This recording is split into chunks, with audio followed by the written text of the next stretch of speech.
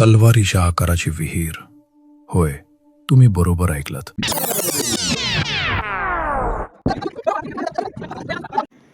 मित्रांनो, तुम्ही कधी तलवारीच्या आकाराची विहीर पाहिली आहे का?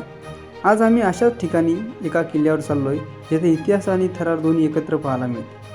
आजचा व्हिडिओ खूप मजेशीर आणि ट्रॅकफुल होणार आहे, तर व्हिडिओ शेवटपर्यंत बघा. चला तर आम्ही आता गडाच्या पायथ्याशी आलो आहे.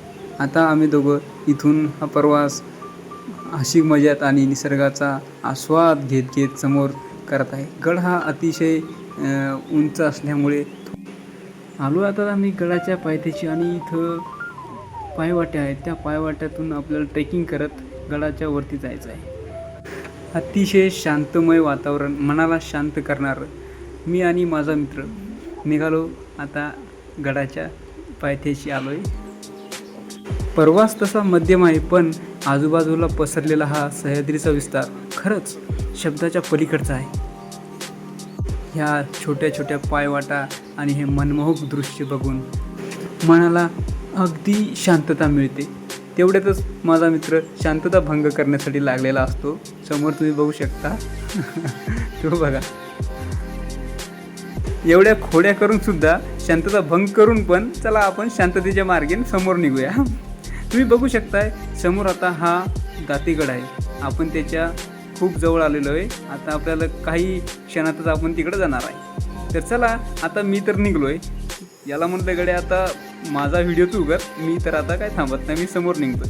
तेवढ्यात त्याने कॅमेरा माझ्याकडे फिरवला आणि मी प्रवासाला सुरुवात केली. मग समोर बघू शकता तुम्ही माझ्या हा दातेगड आहे. आम्ही आता गडाच्या अगदी पायथ्याशी आलो आहे. आणि तुम्ही बघू शकता, कोणी पण गडाला बघितल्यावर पहिल्यांदा तो म्हणाल हा गड नाही, एक विशाल चट्टान आहे असंच वाटते. पण या गडाला जवळून बघण्यात खूप वेगळीच मजा आहे. माझा मित्र पण खूप एक्सायटेडमध्ये वरती चढला आहे. आता साईडचा नजारा बघू शकता तुम्ही. या सह्याद्रीच्या पर्वतरांगेमध्ये बसलेला हा गड तुम्ही बघू शकता. हे बघा, गडा कधी असं वाटत नाही की हा गड आहे. कोणी बी म्हणाल हा गड नाही तर एक विशाल चट्टानच आहे. चला तर आता आपण गडाला सुरुवात केलेली आहे. पायथ्यामधून एक पायवाट आहे, त्या पायवाटेने आपल्याला वरती निघायचं आहे. तर या पायवाटेने जाता वेळेस थोडं सावधानीने जावं लागतं आहे. कधी कधी समोर इंडियन बायसन म्हणजेच रानगवे असू शकतात, कुठले बी प्राणी असू शकतात. त्यामुळे आम्ही दोघं खूप सावकाशपणे आणि सावधगिरीने समोर चालत गेलो.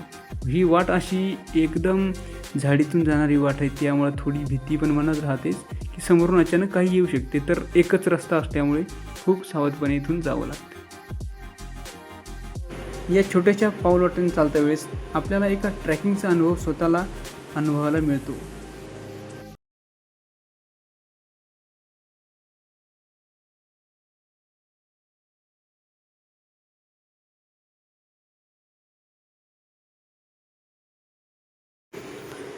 शेवटी आपला ट्रॅक संपलेला आहे आणि आता आपण गडावरती आलेलो आहे. हे जुन्या काळातील गडावर असणारे पहारेकरी त्यांच्यासाठी काहीतरी बसण्यासाठी किंवा राहण्यासाठी ठिकाण असावं. हे पाण्यामुळे लिकेज झाल्यामुळे हे होल पडले असणार कदाचित. हे असे 3 ठिकाणी झालेलं आहे. कदाचित हे काहीतरी आता पावसामुळे खराब झाले असणार. चला तर आपण आता गडाच्या पायऱ्याशी लागलो आहे.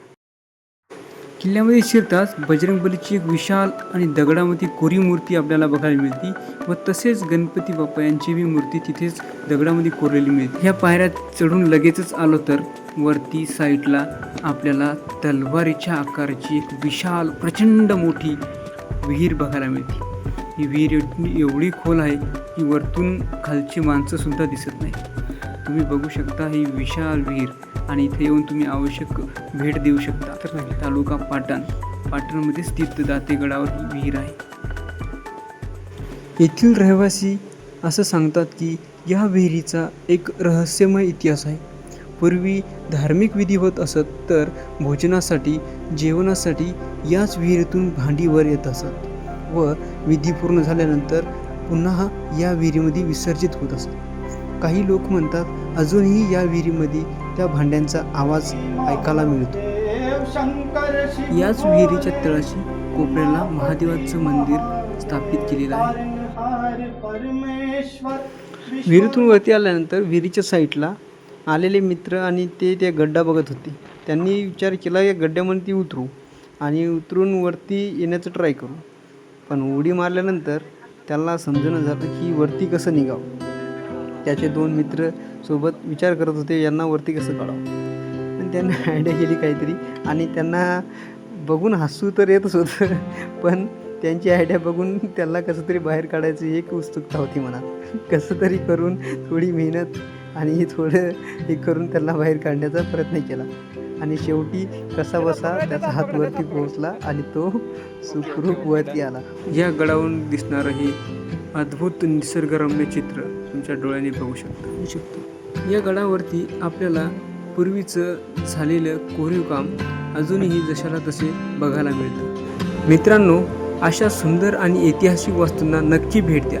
जर तुम्हाला आमच्यासारख्या ट्रेकिंगचा प्रवास आवडला असेल तर या व्हिडिओला लाईक करा आणि कमेंटमध्ये सांगा तुम्हाला हा गड कसा वाटला. चैनल को सब्सक्राइब करो.